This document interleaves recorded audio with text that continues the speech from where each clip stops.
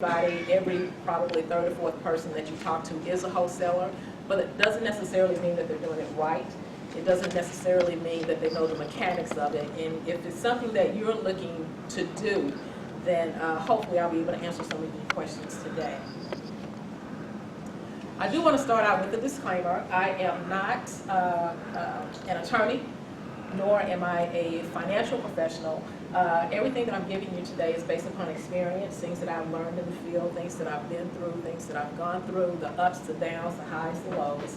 And there are some downsides to wholesaling. So I'm going to give you that today, but as in anything that you do with real estate investing, always, research it on your own. Talk to your attorneys, talk to your financial professionals, and do your own due diligence. That's the legalese to keep me out of trouble. So let's start with a reality check. Because I talk to a lot of people in wholesaling, and everybody thinks that it's a get-rich-quick scheme. I'm going to make $10,000 in 10 minutes and, run off into the sunset, and things of that nature. And that's not necessarily the case. So, as a reality check, wholesaling is not easy. The process is simple. So the steps that you have to go through are actually simple. However, it's not consistent. It takes a lot of time, it takes a lot of effort, and you actually have to be very persistent if you want to be successful at it. Wholesaling is not quick. You see all the gurus on TV and they'll tell you, it's a quick way to make a buck. You can make $5,000 here, $50,000 there, find a property, flip a property, make your money, and then go on. And it really isn't like that.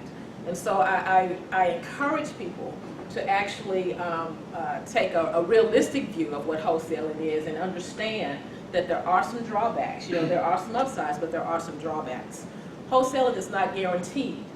There are all kinds of obstacles, and I'll tell you a couple of war stories that I had. I've actually lost 2 deals over the last 3.5 weeks that were set to close a couple of days before the closing table. So it does happen. And I'm not saying that to scare you away from wholesaling. I'm just saying that so that you are prepared for these things that happen, and that you are aware that these kinds of things can happen so that you go into it with a clearer mind. And then wholesaling is not free. You'll see all over the internet, all over TV, you don't need any money, get into wholesaling, you don't even need a dime in your pocket, you can do it and go make some money, and that's really not the case. You do have to have some money to get these properties under contract. It doesn't have to be a lot, but you do have to have some. And then you also have to have some money for marketing, because you can call yourself a wholesaler, but who knows who you are, where you are, and what you do. How are you going to get that information out? You do have to have at least a few dollars for marketing. Now, what is wholesaling? Wholesaling is, I think, a solid business model. I actually chose to go into the wholesaling end of it because I wanted to build up my capital. I came into it several years ago, as a matter of fact. I did the Carlton Sheets, No Money Down.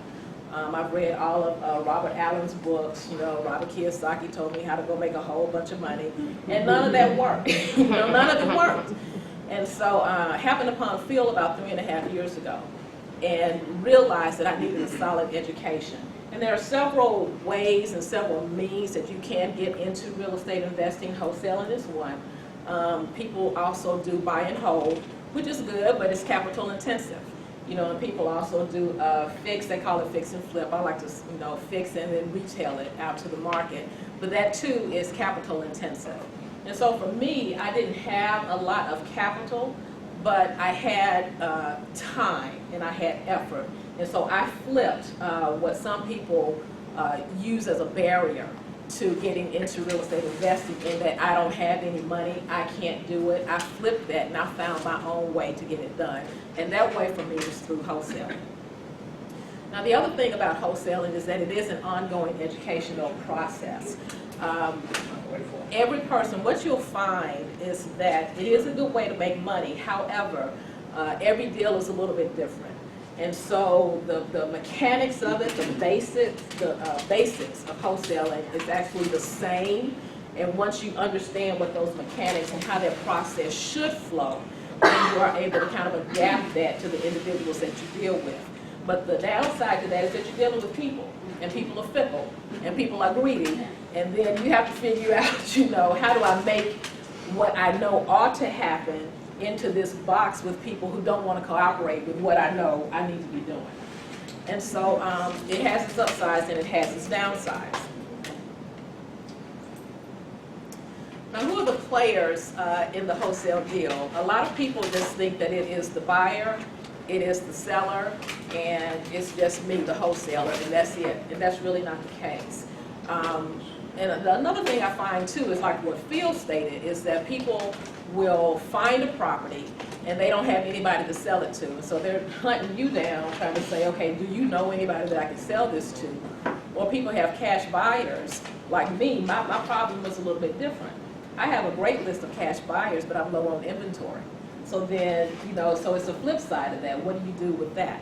But the players in a straight wholesale deal, you have a motivated seller. That's somebody that is motivated to sell for whatever reason that may be. It could be, it's a divorce. It could be that they're moving. It could be that they inherited a property.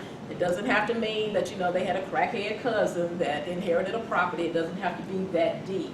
Sometimes people just want to move. They just want to get out of these properties. But they also have to be motivated enough to sell it at a price point that works for you. It's one thing for me to want to sell my property, but if I want to sell it at market rate, then that's not doing me any good as an investor. Then you need a qualified buyer. And I went into this a lot. Everybody wants to buy properties, but nobody has any money, but they don't tell you that. And so, they come up to you and say, yeah, do you have anything that, that's in your inventory list? And what I have learned over time, and what I encourage you all to do over time, is to ask the right questions. You need to vet these people. Vet everybody that says that they are cash buyers. How quickly can you close? What are you looking for? What areas are you in? You need to vet them to see, can they actually close? Are you currently investing? Or is this going to be your first investment? Even that too, because if it's a first-time investor, sometimes they can be gun shy. And so you might bring them a good deal, but because I haven't done it before, I'm hesitating. And then that holds you up on what you need to do. And then the wholesaler, who is the deal maker. You are the pivotal person in this particular process, in that you're bringing the buyer and the seller together. And so it behooves you to, one, know your market, know what it is that you're trying to sell, and then know what it is that your investors are looking for. So you have to be fairly knowledgeable about real estate. You don't have to have a real estate license. You don't have to be a broker. You don't have to have sat and studied, and taken the real estate exam or anything like that. But you do have to have some familiarity with the real estate market, some familiarity with the area that you're in, so that you know whether or not the numbers will support a particular deal. Now, a rehab estimator, I think, is a position that oftentimes wholesalers neglect. One of the benefits of being a really good wholesaler is being able to bring a good deal. Bringing a good deal means that you are telling me the acquisition costs, plus what it costs me to rehab, plus some particular soft costs, holding costs, are going to be at a percentage that works for me. Oftentimes it's 65%, 70% of after repair value. Some people who are, greedy, want it at 45% or 50%, and it's not really realistic. We're not trying to get over on people, which a lot of people do, and I'll talk about that a little bit later on. That's not the goal, I think, of being a good wholesaler. A good wholesaler is looking for something that's a win-win for everybody. You make money, and I make money, and all is well with the world, and we can go on and go to the next deal. But you have to go into it with that type of mindset.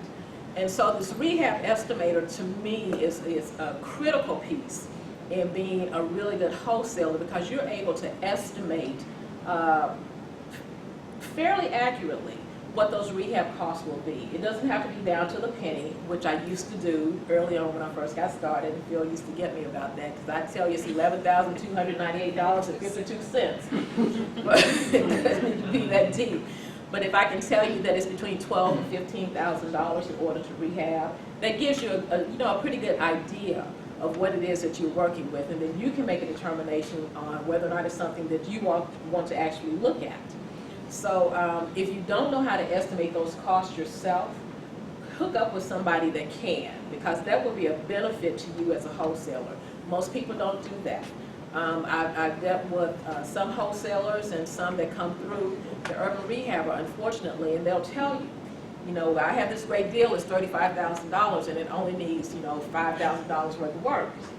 And you go out there, it's like, well, you know, the walls are caving in, it doesn't have a roof, and it's going to take you $55,000, $60,000 to fix it.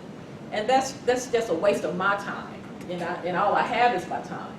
And so that also then cuts into the credibility of you as a wholesaler. Because I have some people that I can tell them what it is over the phone, and they trust my numbers, and they'll be like, oh, okay, I'll get that. I'm interested in that. Tell me more. Or, you know, people that'll call me and say, oh, I have this, and I won't even accept their call because I know that their numbers are so far off that it just really doesn't make sense, and they probably haven't even been into the property. Now, title company, find you an investor-friendly title company. Stewart Title is really good. Chicago Title is good as well. Yes? Can I ask a question? Sure. The rehab estimator, what profession is that? Is that the appraiser, or who is a good? That is an investor. That is me. But that is somebody that has been in and around the industry some, that can kind of give you what those costs are. A really good resource for you would be the CIC Chicago website, Community Investment Corporation, CICchicago.com. They actually have a booklet on their website that kind of gives you what those general costs should be. And if you're not familiar with walking a job or walking a property, that will give you some good parameters on what those rehab estimates ought to be. And like I said, it doesn't have to be exact, but you want to have some idea what it ought to be. The title company, of course, opens and closes your escrow, so if you find one that is investor friendly, that's really good. And then the attorney. Attorneys keep you out of trouble, and which is really good because I'll tell you about a deal that I had that went south in a little bit. But attorneys are good because they, at least for me, they have reviewed my initial contract. And so even when the seller was saying, okay, you know, I should have been calling an attorney, if it was anybody but you, I would have been calling an attorney, and I had a little angst. I'm like, oh Lord, I'm going to get sued over this wholesale deal for somebody that walked away. But I went back and I read my contract, and my contract was solid, and so I felt okay. So always, at least initially, run your contracts by an attorney and have one that you can call in case you have a question. Can I ask a question?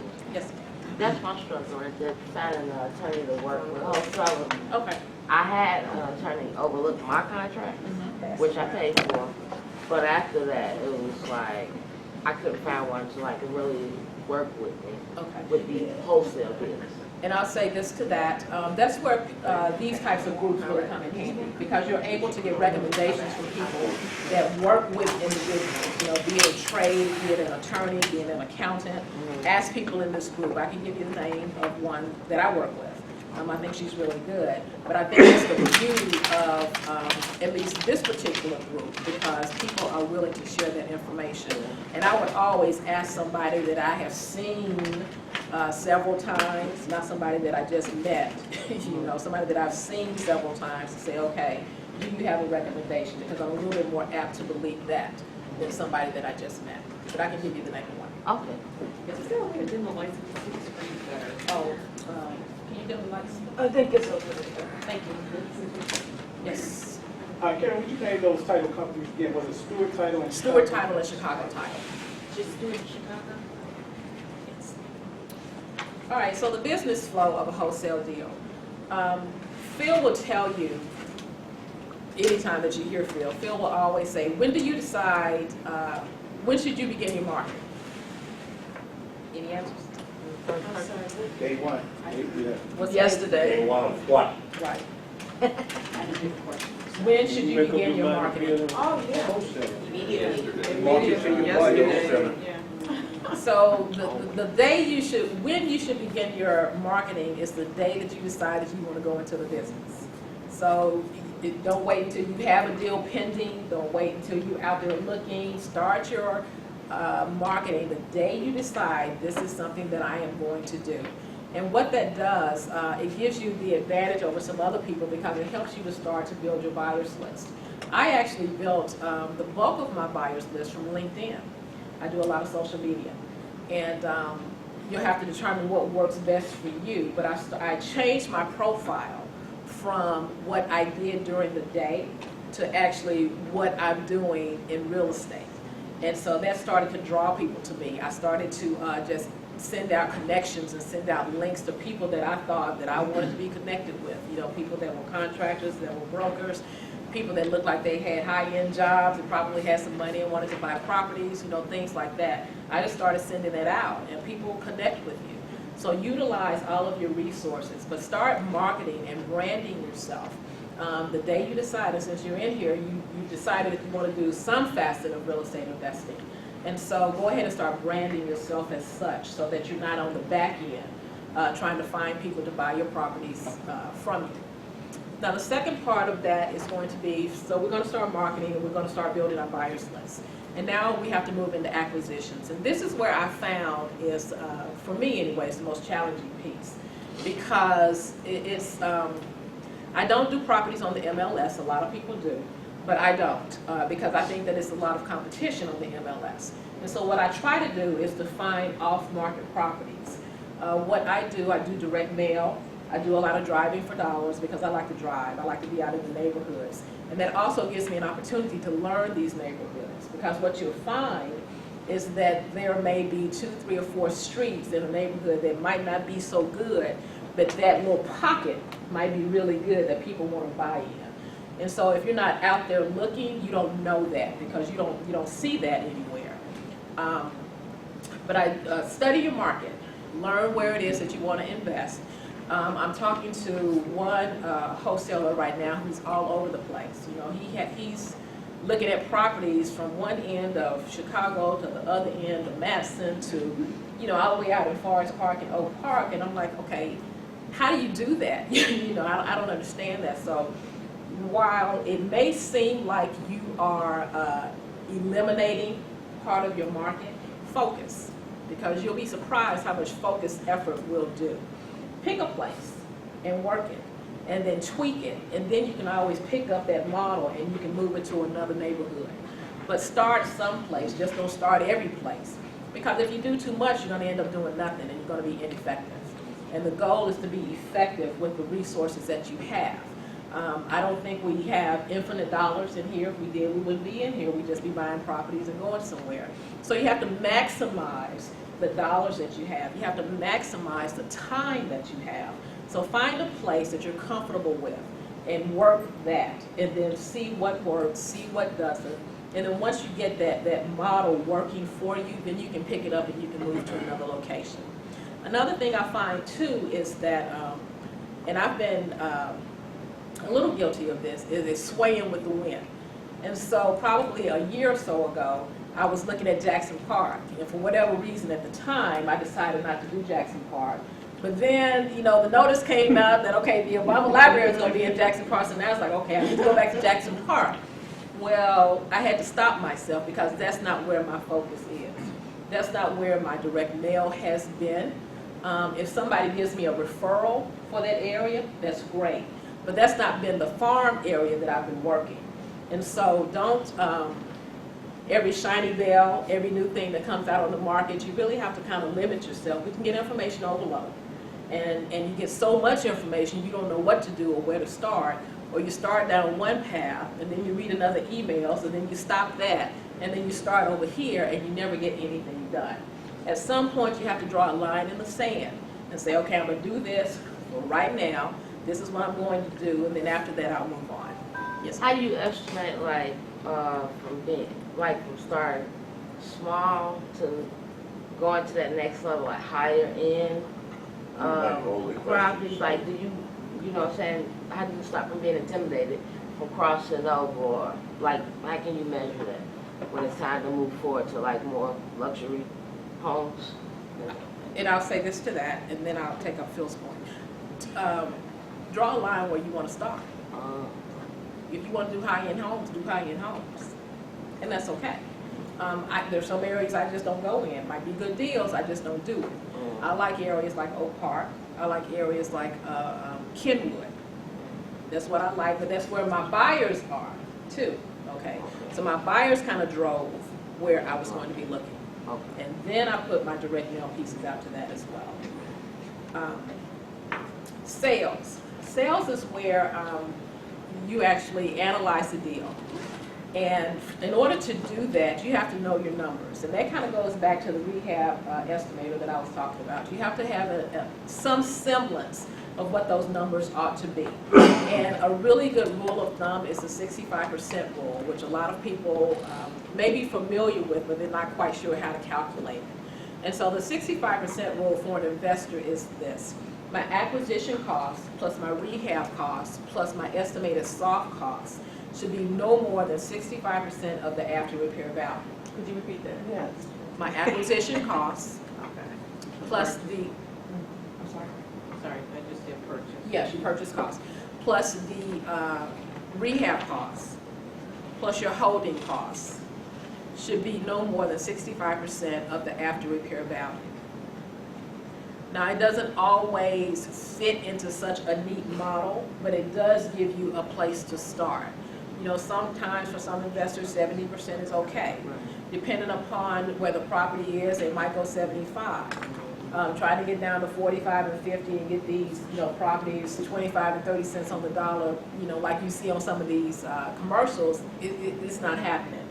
So you just have to kind of start someplace. Let that be your guiding point. And most investors, if it's a place where they are investing and the numbers like that make sense, they will take a really good hard look at your deal. And then transactions, as far as the business flow. You make an offer to your seller, you negotiate with your seller, and then you implement your exit strategy. And early on, I mentioned that for us, for the most time, there's 3 exit strategies. 1 is wholesaling or assignment of a contract. 2 is going to be the fix and flip, and then 3 will be the buy and hold. So for our purposes, we're going to be assigning those contracts. And the key to that is to control the property. As Phil mentioned earlier, and I know some wholesalers that do this, go drive by this property, and if you're interested, let me know. And if you ask the questions, okay, do you have that property under contract? You don't hear from them anymore.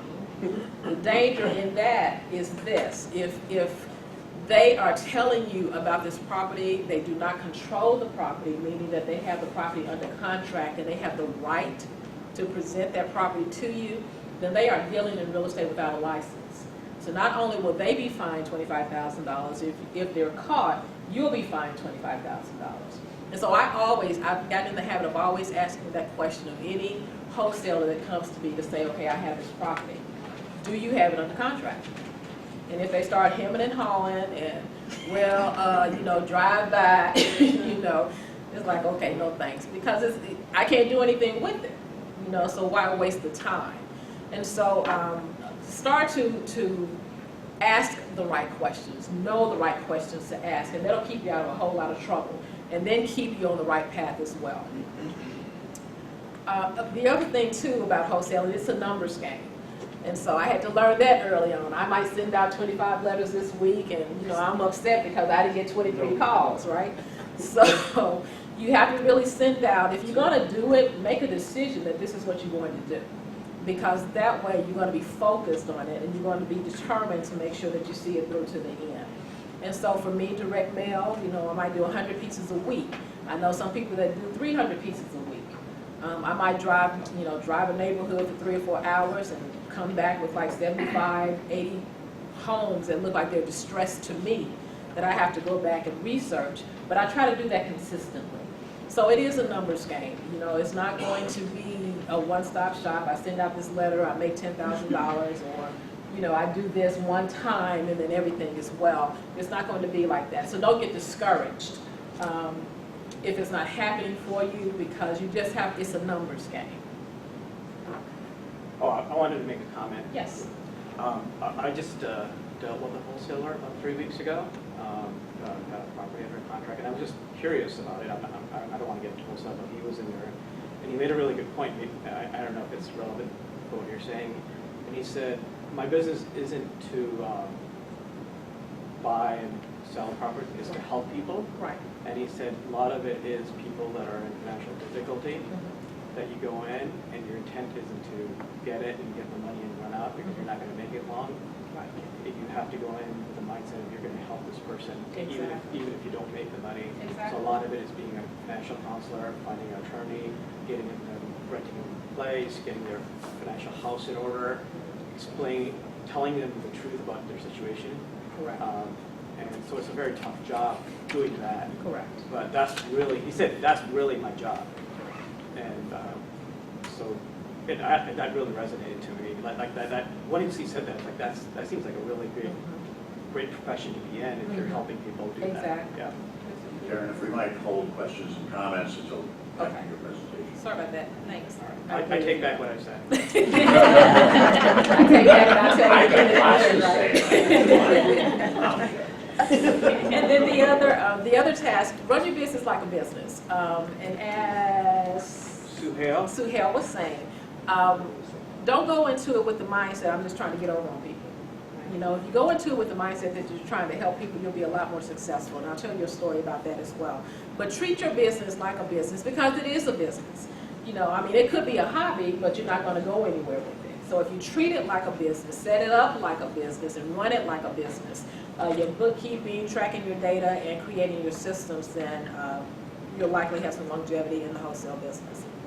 Now, wholesaling 101, how does the transaction actually flow? So what I told you about previously was the business side, how the business should flow. But this is how an actual transaction actually runs. So I've gotten a response from a seller, and so we've negotiated. And so I have signed, as buyer A, I have signed a contract with this seller to purchase his property, his or her property. Now the next thing that I would do is that me, as buyer A, would find, it says I would find an investor to sell it to. However, I have my buyer's list, so I already know that they're probably going to be interested in it. But I would connect them with my buyer to say, okay, I have this property, and they would agree that yes, I want to buy it. At that point, I would sign an assignment contract with my buyer B, who's going to be the end buyer. And so it's a two-phase. So I have one contract with the seller, and then I have a contract with the investor, the end buyer, which is an assignment contract. And so I assign my rights to this house to that end investor. And then it's that end investor then that goes to the closing and actually closes on the property. And so what the assignment piece does, which a lot of people get confused on, is it gives that individual the right to actually purchase that property. I turn over my rights in that contract to the end buyer, to the investor B, to actually purchase this property. And for doing that, I get a fee. And so he buys the contract, he buys that paper from me, essentially. He's not buying the house, he's buying the paper from me. And that's where a lot of people get confused, you know, saying, well, isn't that illegal? No, it's not illegal because a contract is personal property. I can sell my personal property. It's just like me selling my car. So I can sell that paper for whatever fee that he and I decide upon. I usually get a refundable deposit for that to ensure that he comes to the close, and then I'm paid the balance of that at closing. So that's how my wholesale deals actually work. Now some of the tools, I just wanted to run through some of the tools that I used if you're looking to set up a wholesale business. Because it is a lot of paper, it is a lot of follow-up, it takes a lot of time, it's not easy. That's why you can't get into it haphazardly. You know, if you're going to get into it and you want to do it right, then you're going to have to invest either money or you're going to have to invest time, but you're going to have to invest something. It's not easy like people say. So for the autoresponder, which really kind of helps me in maintaining, I'm getting better at this, Phil, in maintaining my relationships with my buyers and also soliciting some of my sellers. Phil likes AWeber. I used it for a while. I like GetResponse, but there are two options, AWeber and GetResponse. The website platform, I actually, Phil I think uses a WordPress platform. I couldn't figure out WordPress. It was too much for me. And I didn't have the inclination to want to sit down and learn it. I just really didn't. And so I was doing GoDaddy initially. GoDaddy for me was an easy platform but I had to keep maintaining it. You know, you have to keep content fresh, and you know, I didn't want to do all of that either. Just being honest. And so what I ended up doing was Investor Carrot. Investor Carrot has these websites, but they also give you content.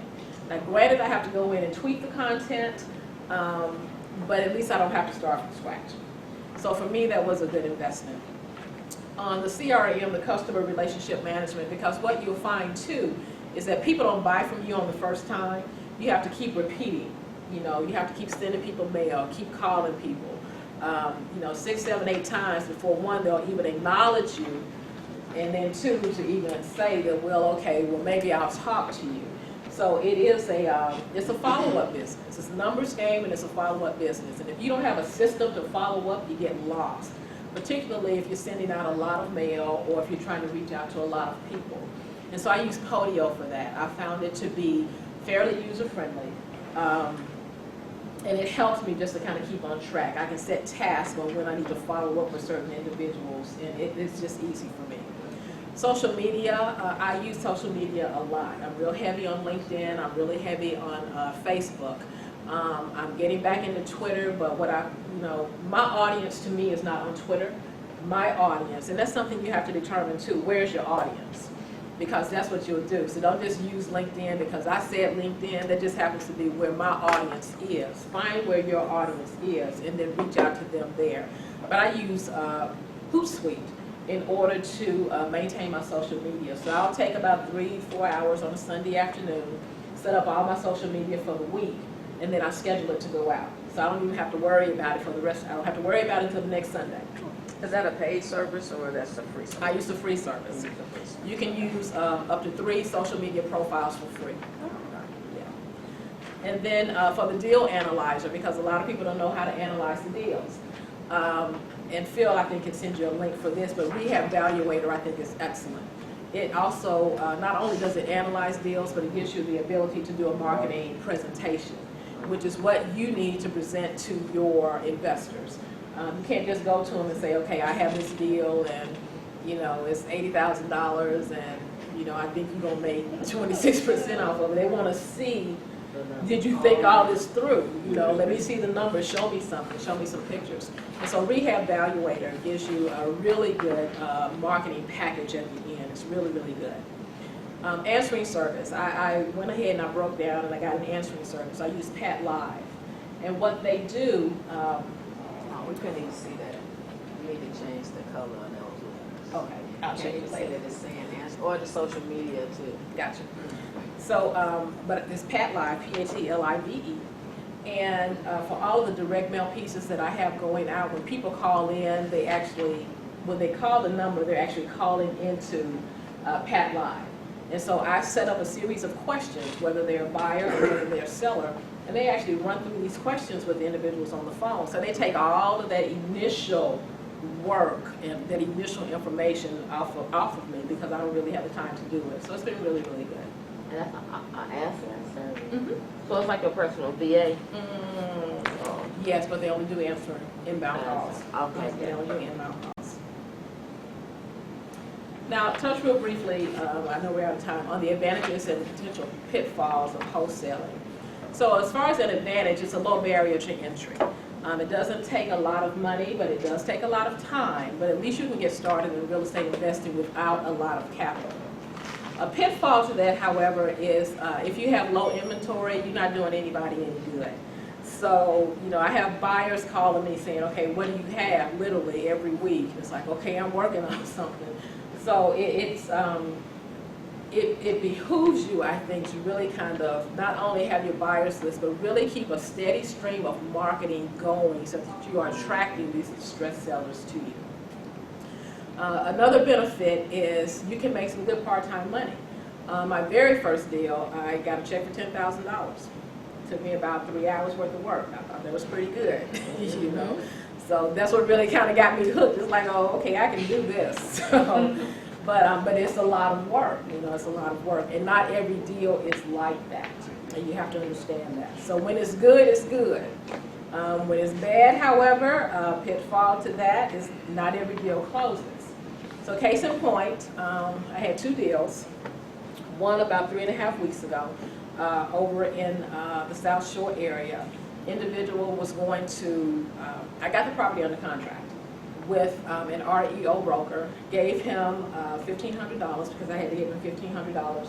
That's just how they set up their plan, and that was okay because I already had my end buyer in place who was, signed the papers, I'm gonna buy it, and as soon as I send my information in, you'll get your $1,500 back. Well, I'm tracking him down for the last 21 days, trying to get my money and trying to get him to send his money to the title company. And so that deal, he still hasn't closed on that deal. But because I was up front with the REO broker, he actually released my money yesterday. After 21 days, but I had to call him every day, and I had to be nice every day, but I finally got my money back. But I won't do that again. And then the other one, and this one, had a deal in Auburn Gresham 2 weeks ago. And speaking to your point about helping people, the sellers wanted to sell the property for $68,000. I said okay because I thought it was a nice home, and I thought the numbers made sense, and I wanted the deal because it was a good block. So I went ahead and said okay, let me see what I can do. Couldn't do it for 68, so dropped it down to 50. Couldn't do it for 50, and well, actually I had somebody that said they'd do it for 50, and then at the last minute they backed out. So I talked to the seller, negotiated with the seller, down to 40. He was okay with 40, I'll do 40. Okay, great.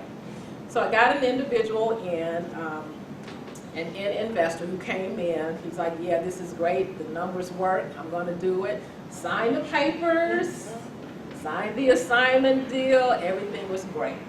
And so he called me a couple of days later. He said, well, my business partner just wants to see it before we close, but I've already ordered title, I've already ordered survey, everything is fine. He just wants to see it because he hasn't seen it in person. So I said, okay. So I met him on a Wednesday a week ago. He gets in, he looks around, he's like, oh, okay. He walks outside. He said, yeah, I want it, but I want it for $5,000 less. So you need to go in there and you need to tell the sellers that I want it for $5,000 less. Everything else is in motion. I can close tomorrow, but I want it for $5,000 less.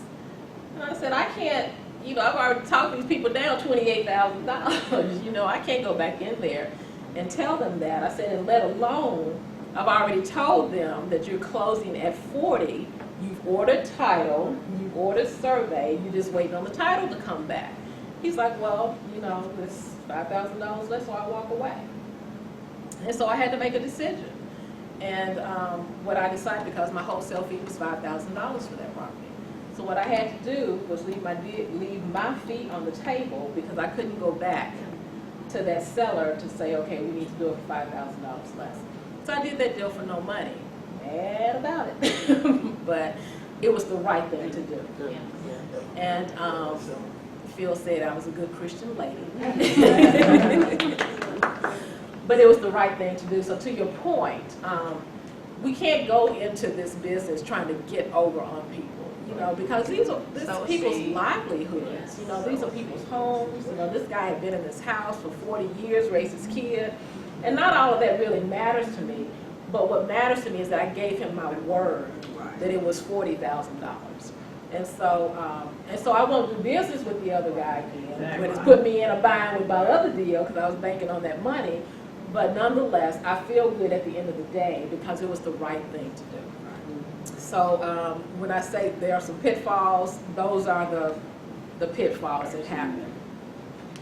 Another advantage is that your success is an equal opportunity employee. Anybody can do it. Doesn't matter who you are, doesn't matter how old you are, doesn't matter how much education you have. I know some people that are 20 years old that are crushing it, in a wholesale deal because they have that spunk and that drive. And I know some people that are 65 and 68, out there, they're hustling too. So your success depends upon you. As much as you want to do is great, as less as you want to do is great, but it's all on you. It really is, it's determined by you.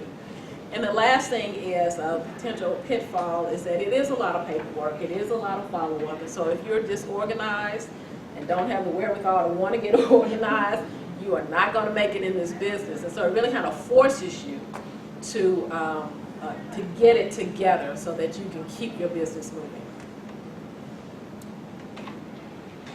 And then lastly, I just want to offer, I am starting a mastermind, Chicago Property Wholesalers, mastermind and marketplace, because what I found is that